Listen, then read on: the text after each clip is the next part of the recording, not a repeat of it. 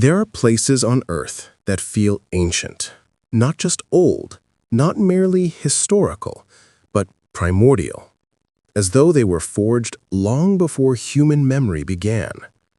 The Ural Mountains are one of those places, a long, jagged spine of stone running through Russia, splitting east from west, Europe from Asia. It's a landscape sculpted by time, wind, and violent geological forces. But hidden inside these mountains lies something that absolutely should not be there, something that challenges every timeline we've been taught about human history, something that feels older than the mountains themselves. Some call it the Ural Wall. Others call it the impossible masonry. To the people who've seen it up close, it's simply unexplainable. Massive granite blocks, some weighing dozens of tons, stacked in precise alignment, fitted together with interlocking joints that echo the world's most mysterious megaliths. A structure that seems engineered, deliberate, and ancient beyond imagination.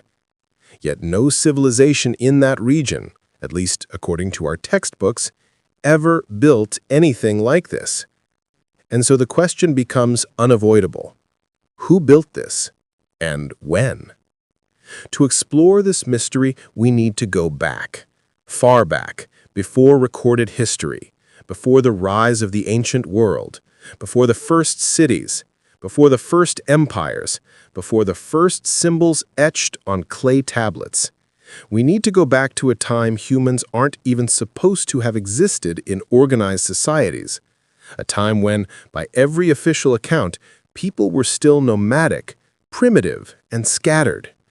But this structure suggests something very different.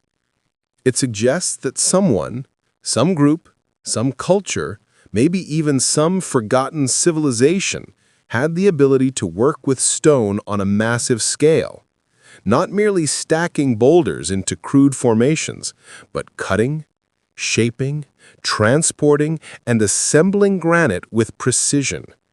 Granite, one of the hardest stones known to man. Granite, which even modern tools struggle to manipulate.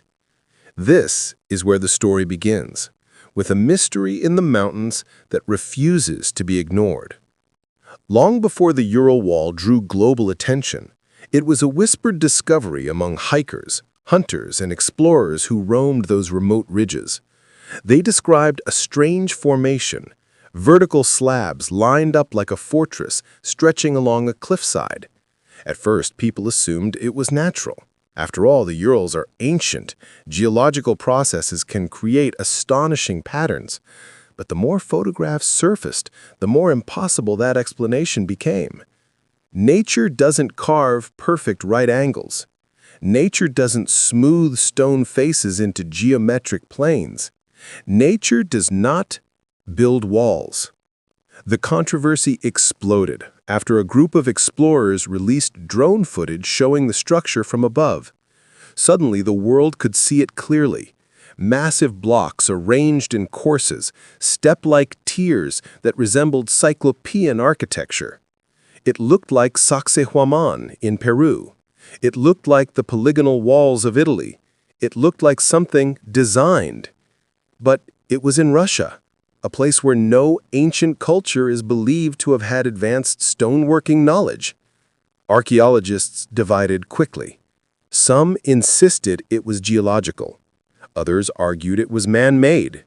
A few, quietly but courageously, suggested something far more radical, that this structure might be older than any known civilization on Earth.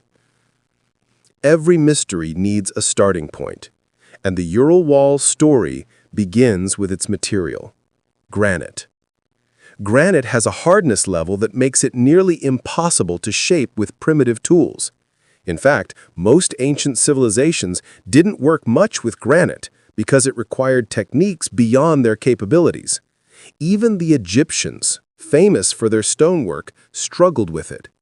Yet here in the Urals, we find blocks of granite carved with straight edges, flat surfaces, and tight-fitting joints. No bronze tools could have done this. No iron tools found in that region match the precision. And even if tools existed, how were the blocks transported? There are no nearby quarries. The surrounding terrain is rugged, steep, and unforgiving. Moving stones of that weight through the mountains would require engineering knowledge far beyond the nomadic tribes of that era. This is where the official narrative collapses. If the structure is man-made, then the people who built it either had unknown technology, belonged to an advanced culture that predates recorded history, or were part of a forgotten chapter of humanity that left almost no trace. Any of these three possibilities are astonishing. All are controversial. But there's something else: the weathering patterns. Researchers who studied the erosion argue that the stones show signs of extreme age, far older than 2,000 or even 5,000 years. Some geologists went further, suggesting the cuts and surfaces may have been made tens of thousands of years ago. Tens of thousands. If that's true, the implications are enormous. It would mean that while most of humanity lived in caves or hunted mammoths, someone else, somewhere, possessed the knowledge to move and shape granite. Could that someone have lived in the Urals? Could the Ural Wall be the last remnant of a civilization erased by time, climate change, or cataclysm? It sounds crazy, and yet, the evidence is right there, carved in stone. Let's talk about the design. The structure isn't random. The blocks appear interlocked, arranged to withstand pressure and earthquakes. The same technique appears in other impossible sites around the world. Why did ancient builders use this style? Because interlocking stone absorbs shock. It prevents collapse. It's engineering far ahead of its time. Which leads to the next uncomfortable question: why do similar stone techniques appear on different continents, made by cultures that supposedly had no contact? Peru, Greece, Egypt, Japan, Italy, Russia. Thousands of miles apart, no shared languages, no shared blueprints, yet the same building principles appear again and again. Coincidence? Or the fingerprint of a global civilization we've forgotten? The Ural Wall suggests the latter. But perhaps the most intriguing clue is the absence of records. Not one ancient text mentions such a structure. No myths, no scrolls, no folklore.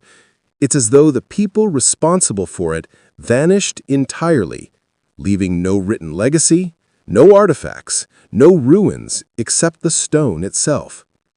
Which raises a chilling possibility. Maybe they didn't disappear. Maybe they lived long before humans could write at all. That would place them deep in prehistory, an era archaeologists consider simple, primitive, uneventful. But what if it wasn't? What if the prehistory we imagine is only emptiness because we haven't looked hard enough? What if we're standing on the ruins of a world far older than we know? The Ural Wall may be the first crack in that illusion. As more explorers visited the site, a pattern became clear. The structure is intentionally hidden.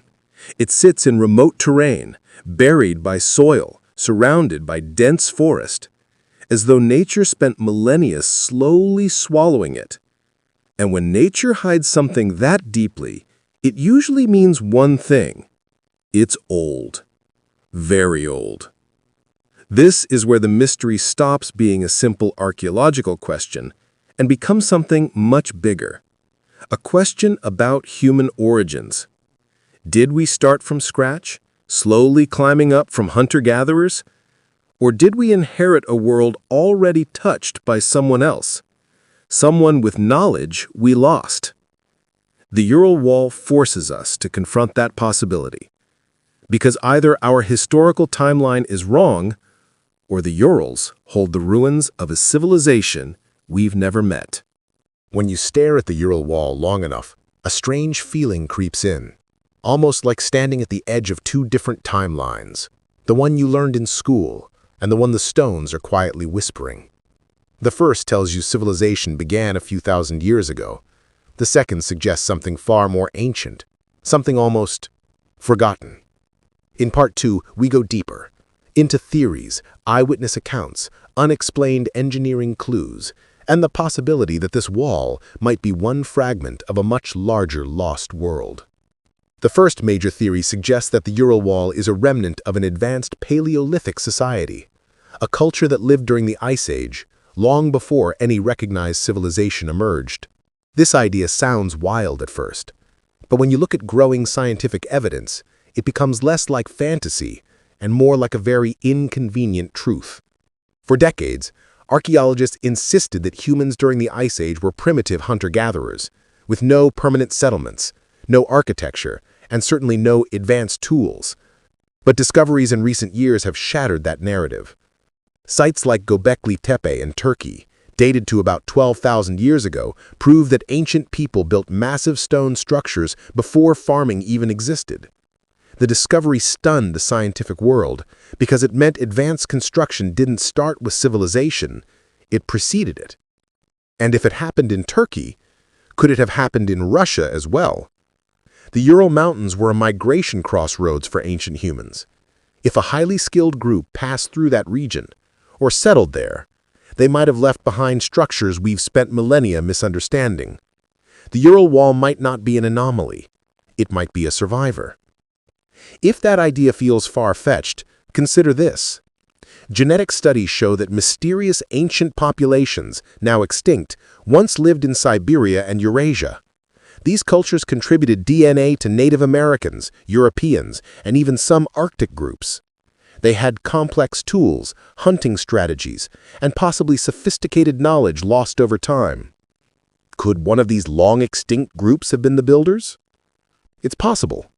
And if so, the Ural Wall might be the last monument of a people who vanished thousands of years before the pyramids ever existed. But the story becomes even stranger when we examine the engineering itself. One thing stands out immediately: the horizontal precision of the stone layers. Each block has a flattened top and a flattened bottom, allowing them to sit perfectly in place. Natural formations rarely produce such consistent leveling. Even frost heave patterns, often used to explain the wall, don't create layered structures with sharp right-angle separations. Another detail is the alignment. The blocks appear oriented along a straight axis, as if they were intentionally placed to follow a specific directional line. Some explorers believe the alignment points toward an astronomical position, possibly related to the solstices. If true, this would mean the builders understood the movement of the sun and stars, knowledge associated with far later civilizations. Then there are the joints. Some blocks appear to interlock in ways that add stability, much like the polygonal walls in Peru. These joints prevent seismic pressure from splitting the structure. Whomever built them understood geology and structural engineering. They weren't guessing, they knew exactly what they were doing. This raises questions no historians want to answer. How did so-called primitive people learn this? Where did the knowledge come from? And why does the same technique appear thousands of miles away across the ocean? This is where the second theory emerges. Some researchers believe the Ural Wall was built by an ancient global culture, what some call a mother civilization. This doesn't mean a high-tech sci-fi society. It could simply mean that thousands of years before the rise of known civilizations, small pockets of humans developed advanced building techniques and passed them along through travel, migration, or trade. Think of it like sparks of genius across the planet. Small, isolated flames that appeared, died out, then reappeared somewhere else. But what if some of those flames lived longer than we think? What if one of them thrived in the Ural Mountains? If that happened, their architecture might resemble other ancient sites, not because they were the same culture, but because they passed down ideas, the way languages or symbols spread across continents. It also explains why the Ural Wall has no nearby settlements or artifacts. The builders might have lived nomadically, moving with the seasons, only returning to certain sacred or important locations to build. The Ural Wall might be one such sacred site. But then we have the third theory. This one is the most controversial. Some believe the Ural Wall was constructed by a civilization far more advanced than we imagine, one that may have possessed knowledge that is now completely lost. The idea comes from the way the granite surfaces are cut. They're smooth, almost polished, as though created with machinery or heat-based tools. No primitive chisel could achieve this. Some researchers propose that ancient people might have used heat, fire, or water pressure to soften or fracture granite. Others suggest they may have had techniques we simply haven't rediscovered yet. But the most radical idea, whispered only in fringe scientific circles, is that the builders used sound. Acoustic shaping of stone is an idea found in multiple ancient myths. Stories from Egypt, China, and the Andes describe priests or sages who could lift stones with sound. Is it literal? Probably not, but myths often hide fragments of forgotten knowledge. Perhaps ancient people understood resonance frequencies, allowing them to manipulate stone in ways we struggle to replicate today. If this is true, the Ural Wall might represent technology not in the modern sense, but in a natural, learned, ancient sense. Technology based on the earth, not electronics. Knowledge rooted in nature, not machines. Whatever the truth is, it's hidden in the stones. To understand how strange the Ural Wall really is, we need to listen to the eyewitnesses. For decades, hikers and explorers who stumbled upon the structure described an eerie silence around it. Birds avoid it. Animals do not graze near it. The air feels heavy, almost static. Some visitors claim their compasses malfunction near the wall. Others say they heard faint humming sounds, like wind moving through a large instrument. These could be simple coincidences, or they could hint at something unusual about the stone's composition or structure. Some explorers also claim they saw marks, symbols faintly etched into the granite. Nothing definite, nothing clear, but enough to wonder whether these stones once held carvings that eroded away over thousands of years. Imagine that. Imagine this wall once decorated with inscriptions from a civilization we never knew existed. Even more chilling are the reports of massive buried stones near the site. Stones that appear to extend deep underground, forming something much larger than what is visible. If true, the Ural Wall might be the top of a buried structure, a fortress, a temple, or something entirely unknown. We won't know until someone digs. And right now, no one dares. This leads us to the final theory of Part 2, one that many people find unsettling. That the Ural Wall is ancient not because it was built early, but because it survived something catastrophic. Something that erased both the builders and their history. Massive floods, earth-cracking earthquakes, volcanic winters, comet impacts, rapid climate shifts at the end of the last ice age. We know these events happened. We just don't know how many civilizations they might have wiped out.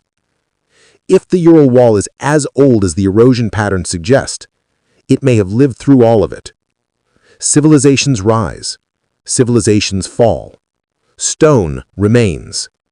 And sometimes that stone stands long enough to confuse the next species that tries to rewrite the world. In every ancient civilization we've ever studied, one truth appears over and over again. Human history is not a clean upward line of progress. It rises, collapses, restarts, fractures, and disappears. Cultures rise with immense knowledge, lose it through catastrophe, and leave behind only fragments that confuse the civilizations that follow. The Ural Wall, standing silent in the wilderness, forces us to confront a question modern society has avoided for far too long. What if we are not the first advanced culture on Earth? What if we are simply the first to write things down? The more we compare the Ural blocks to other ancient sites around the planet, the clearer the pattern becomes. Civilizations separated by oceans, separated by eras, separated by language and cosmology, somehow built structures using methods modern engineers still debate. They created megaliths that survive earthquakes. They moved stones heavier than anything used today. They encoded astronomy into architecture to a degree of precision we cannot replicate without computers. And yet, we call these cultures primitive. But this wall, this forgotten monument lost in the Ural Mountains, behaves like a missing chapter that connects all these anomalies. It is not decorated. It is not carved with myth or ritual scenes. It is raw, functional, engineered with purpose, far beyond the needs of villagers carving out a life in the wilderness. Something built it. Someone built it. And we are only beginning to understand how much that fact threatens everything we think we know. If the wall truly predates recorded history, if its builders existed 10,000, 20,000, or even 30,000 years ago, then the implications reshape archaeology entirely. It means human society was not stumbling blindly out of the Stone Age. It means somewhere in our distant past, a group of people mastered stone engineering, architectural planning, and long-distance resource transport. It means parts of humanity reached a level of knowledge that would not be rediscovered until the Egyptians, the Greeks, or even the Industrial Revolution. Imagine for a moment what such a civilization would look like. People who understood geometry not because it was written in textbooks, but because it was essential to their survival. People who mastered the landscape, harnessed its materials, and built structures meant to last not for centuries, but for ages. And then imagine something wiped them away. Something powerful enough to erase not only a population, but their stories, their language, and their memory. Many researchers propose that the end of the last ice age offered exactly such a destructive force. Megafloods, shifting ice sheets, volcanic winters, comet impacts. Theories vary, but the results were the same. Sea levels rose. Habitable land disappeared. Cultures collapsed. Knowledge vanished. Only stone survived. Only stone ever survives. That is why these walls matter. They are the voice of a world that no longer exists. Every fitted block is a message. Every joint perfectly aligned is a sentence.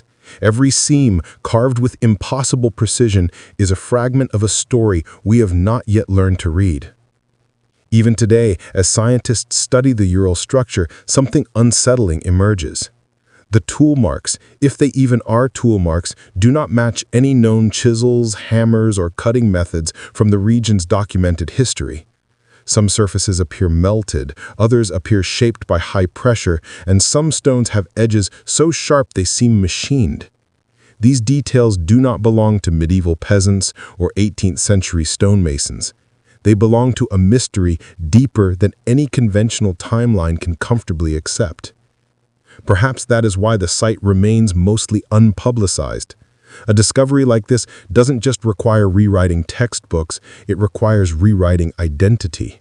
Modern nations build legitimacy on historical continuity. Universities build reputations on established theories.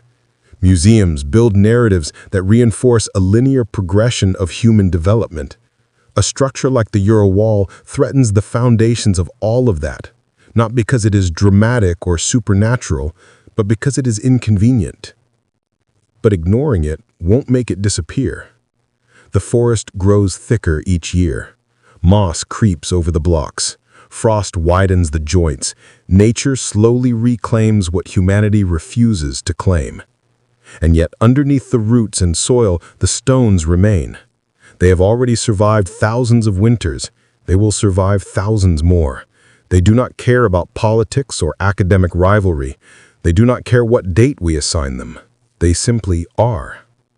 And maybe in that quiet endurance, they tell us the most honest truth of all. History is not what we decide. History is what remains. So what happens now? The mystery of the Ural Wall does not end with this documentary, it begins with it.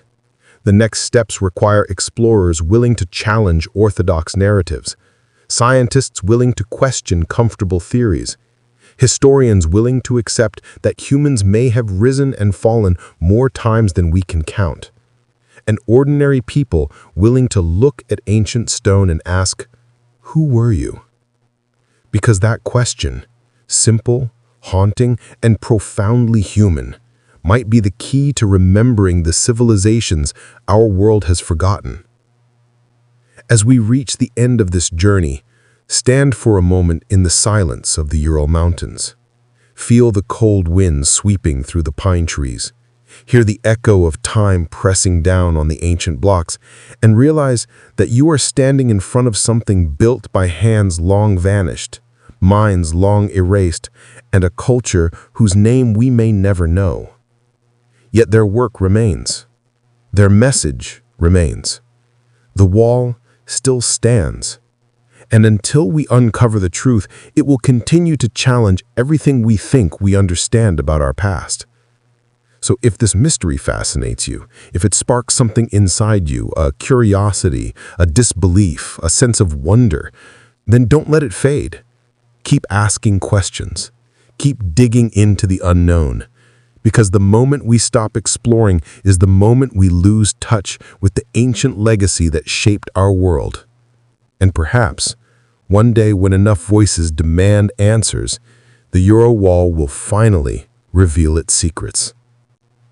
Until then, its silent stones speak louder than any written history ever could. If you want more mysteries like this, subscribe, share this video, and join the quest to uncover the forgotten chapters of human civilization. The past is not what we were taught. The past is so much deeper, and the adventure has only just begun.